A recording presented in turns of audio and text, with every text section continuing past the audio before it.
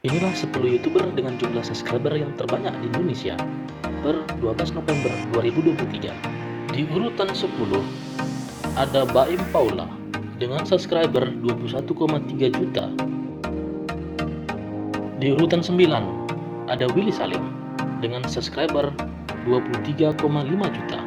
Dengan konten viralnya memborong semua produk-produk yang ada di minimarket.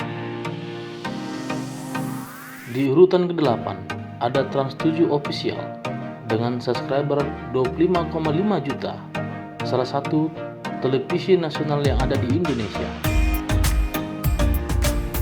Di urutan ke-7 ada Rans Entertainment dengan subscriber 25,7 juta. Rans Entertainment singkatan dari Raffi Ahmad dan Nagita Slavina Entertainment. Di urutan ke-6 ada Indosiar, salah satu televisi Indonesia dengan subscriber 27,4 juta. Selanjutnya di urutan ke-5 ada Atta Halilintar. Siapa yang tidak kenal dengan Atta Halilintar? Dengan subscriber 30,7 juta. Di urutan ke-4 ada Frost Diamond dengan subscriber 33,6 juta, salah satu konten kreator yang menyajikan game online. Di urutan ketiga ada Baby Bass dengan subscriber 33,7 juta.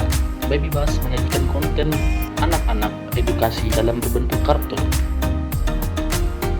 Selanjutnya di urutan kedua ada Ricis Official dengan subscriber 39,8 juta.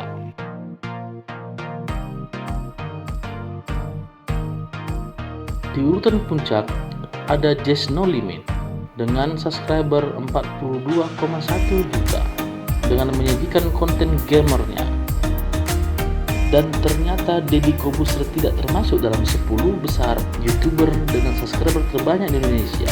Dia hanya berada di urutan 11 dengan subscriber 21,3 juta. Itulah 10 YouTuber dengan jumlah subscriber terbanyak di Indonesia. Semoga Anda selalu terhibur. Thanks for permisa. Semoga terhibur. Jangan lupa subscribe dan like dan komennya. Nantikan video menarik lainnya.